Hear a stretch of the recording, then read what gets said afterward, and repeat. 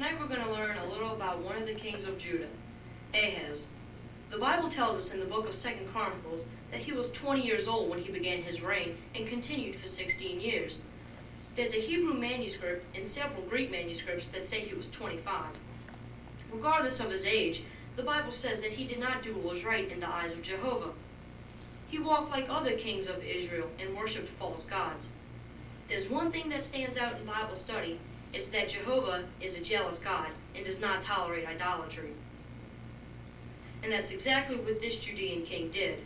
With Israel's history, he should have known better. One reason he should have known better is that during his time as king, he had prophets like Isaiah, Micah, and Hosea to help him please God. But what did he do? Certainly not what was right. Let's read 2 Chronicles chapter 28, verses 3 and 4.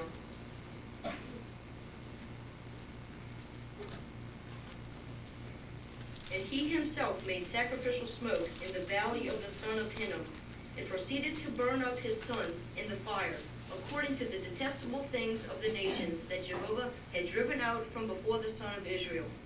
And he regularly sacrificed and made sacrificial smoke on the high places and upon the hills and under every sort of luxuriant tree. Can you imagine how Jehovah must have felt in seeing these things? If we today intentionally displease God, we can expect that his spirit won't be with us. Things won't go right. And like the other kings in the past, Ahaz found nothing but trouble in displeasing God. He didn't know what trouble was until now. Judah was attacked from all sides. The northern kingdom of Israel, combined with Syria, the Edomites, and the Philistines, all attacked Ahaz. A valuable port was lost. One of Ahaz's sons was killed, along with two of his best men. 120,000 people were killed. 200,000 other people were taken captive. It was only because of the prophet Oded that these people were allowed to return to Judah. Oded explained to Syria and Israel that the captives were there only because Jehovah allowed it. Even with all the badness that Ahaz did, he should have at least felt better in knowing what Isaiah had prophesied, that Jehovah would not allow Judah to be completely destroyed, and a king not from the line of David be placed on the throne. Would he now listen to Jehovah? Not Ahaz. Let's read Isaiah chapter 7, verses 10 through 12.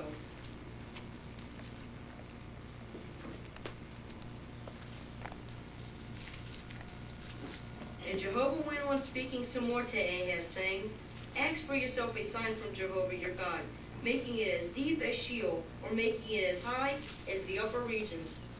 But Ahaz said, I shall not ask, neither shall I put Jehovah to the test. Can you imagine telling Jehovah no to anything? And that's exactly what Ahaz did. But a sign was given anyway. A maiden would give birth to a son, Emmanuel, and that before he grew up, the enemy threat to Judah would be no more. In fact, Jehovah said that within 65 years, Syria and Israel will be shattered to pieces so as not to be a nation. Bible history tells us that it actually happened. Now, Emmanuel means with us is God. The identity of Emmanuel in the time of Ahaz is uncertain. It may be because Jehovah didn't want it to distract from the greater Emmanuel of later times, the promised seed Jesus. Some thought Emmanuel was the third son of Isaiah. Others applied it to Hezekiah, the son of Ahaz. It doesn't matter. The point is that Ahaz should have taken this prophecy to heart, but he didn't. Instead of putting faith in Jehovah, he was still afraid and bribed the king of Assyria to come to his aid. As the Bible tells us, it caused him distress and did not strengthen. Ahaz, even more than ever, offered sacrifices to false gods. Eventually, he went before the king of Assyria and admired the altar of false worship. In trying to show respect, he copied the design and had his high priest, Urijah, build one and place it in the temple in Jerusalem. The original copper altar was moved aside, and this new altar was placed there of worship to false gods. Ahaz misruled Judah for 16 years and then died. The Bible tells us that Ahaz was buried in Jerusalem, the city of David, but not in the royal burial places of the kings. He was not thought well of. What can Ahaz teach us today? A lot. Number one, Jehovah keeps his word. Regardless of what any human king does, no one, not from the line of David, would be placed on the throne. Number two, Jehovah can forgive. Ahaz didn't take advantage of Jehovah's invitation to request a sign. It could have showed humility. Number three, our theme, idolatry brings God disfavor.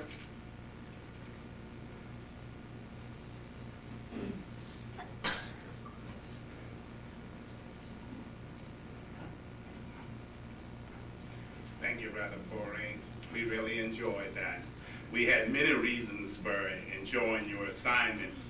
Once again, we'd like to point out that you were very conscious of your counsel point in like manner. You were dealing with study number 29. Study 29 has to do with fluency, conversational delivery, and proper pronunciation. That was shown all throughout your talk, and we enjoyed that. You had your talk outlined in such an orderly and logical way that it was easy for us to follow, and you delivered it not with your head down looking at, but then you just picked up what you wanted to talk about. You had in your mind what you wanted to say, and you conveyed it in your own words without wondering, what am I going to say? What word am I going to use? And that's very good. You set a very fine example for us who uses a manuscript when we're giving our talk. We appreciated that. We'll give you another point for your next assignment. I think you covered the points very well in study number 29, so we'll give you another point of counsel for your next. Stay on the job. Look at him. Look at him. He's wore out. Oh, he's opened them eyes. Well, you have started down the road of life. Work. Work. Got his name tag. Welcome to work. Maybe we'll see you later.